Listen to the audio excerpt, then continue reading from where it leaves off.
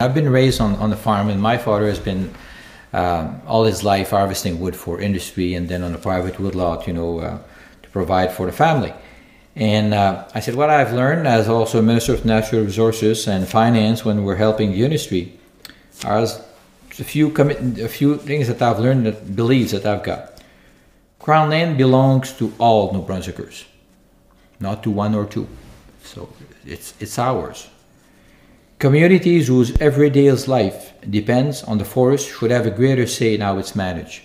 I mean, if forest is all around my little community here, I believe I should have a say in it, how it's managed. That's the wealth of the community, isn't it? Exactly. So how can I bring revenue and jobs, from that forest around us? The manager of Crown land and those using the product should not be the same to avoid any real or perceived bias. It should be separate. We've said it before. Why is it? Well, it's because, there's a perception out there that they will manage it on their own interests instead of the interests of the forest or the other shareholder. And there will never be enough wood for the industry, because the industry will always have equipment that can process more than the volume they've got. So I've heard even Mr. Irving at some point said, well, we can't compete. It's hard to compete because, larger mill around the world we would need to compete with them. We would need all the wood from all the Atlantic region. Well, it won't happen in New Brunswick, so forget about it. Mm-hmm. So what can we do with what we've got? So we know right away that we can't compete with those big mills, but maybe we can compete on the quality, on value added, and that kind of stuff. The industry should adapt to our forest, not the forest to the industry. Because when they leave, if they've adapted to their industry, when they leave, we've got a forest that was adapted to that industry, and somebody else would come in and say, well, that's not what we want, that's what they want, but it's not what we want. But if we manage the forest, for a healthy, diversified forest, there'll be some interest for someone. The forest industry players come and go, the forest stays. Mm-hmm. So you want to make sure that what you've got that stays is what's best for New Brunswickers. We should focus more on value, less on volume. Volume is not necessarily what we want. Maybe it's time we start focusing more on value. It's been done in the maple syrup industry, it's been done in the peat moss industry, the blueberry industry, but in forest industry, there's still some room. And there's players that would like to be able to do it, but they can't have access to wood. Because right now it's controlled by a few, what's left out there. The forest is more than just trees. So those were beliefs that I had and I still have today. And if we use those, we would say, okay, what would we do with the forest then? Mm-hmm. Well, does that fit with the kind of management we've got today? I don't believe so. Is it that what they're doing and what we're doing with our land and forest, this is Crown land and forest, is it in the best interest of all New Brunswickers right now, or in the best interest of a few New Brunswickers? I guess that's the question we've got.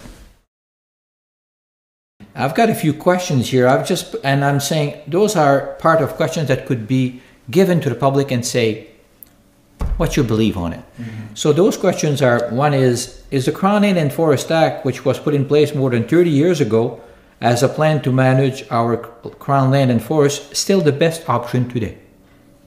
So that's a question. Is it still and they will say, well, I don't know. I need to learn. Okay, well, we'll give you a few more and we'll give you a little more details. Mm-hmm.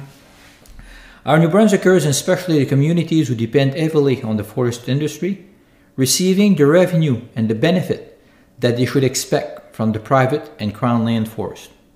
Mm. Well, are they? Are they not? Well, what are the numbers? Then you can provide the numbers and say, based on how do we compare to some other jurisdiction? This is how much we're getting, or this is how much we're subsidizing the product to be able to get a job. Is it normal? So let's have that discussion. Are the hundreds of millions invested in the forestry sector by the taxpayers of New Brunswick bringing the dividend and the jobs that were promised and expected in the last 10 years? Mm. Was it a good investment? Well, how much money did we give? So we can list how much money was given, where it was given. Was it on tax break? Was it on royalty? Was it on silviculture work? Was it on royalty reduction? I mean, all of those, energy rate, all of those should be listed and say, this is how much money. If we had put that money in some other sector or given it to somebody else, Would they have created more jobs? I don't know, but we need a discussion about it. It's our land. How many more jobs have to be lost and local communities will have to be negatively affected before there's a willingness from government to look at other options? We know right now it's not working. So how long can we wait? What will be left if we wait another year, 2 more years?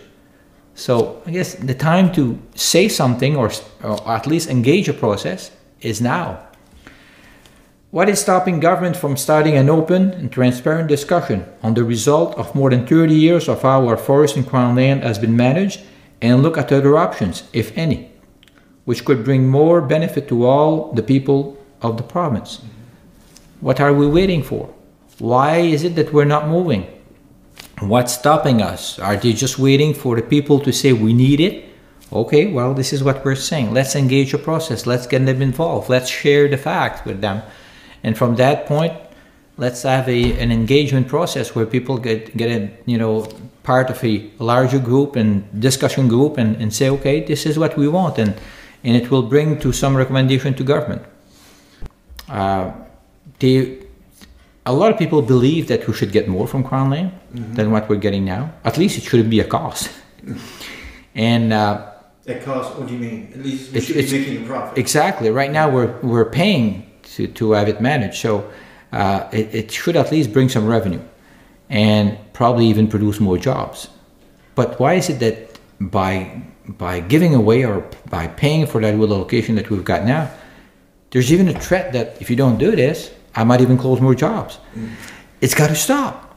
I mean, those using the wood should at least be say thank you very much for what you're doing, and I'll do my best to try to keep what's there and increase the number of jobs. But when you give them the volume and you give them some benefit on power rate, on tax rate, on royalty rate, and then they say, and if you don't do what I'm saying, I'll close more jobs. It's time to stop. It's time to review it and say, this is not working. We've got to have a better plan in place.